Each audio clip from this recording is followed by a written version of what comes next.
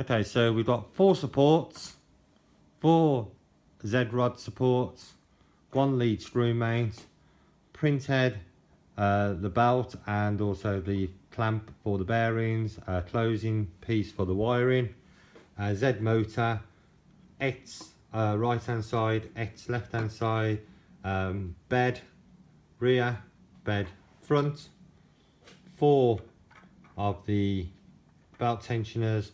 These also attach onto the bed itself, and that's the clamp that clamps on for the energy chain, 4 leads, and that's how we've now managed to reduce the part count down required for the print table.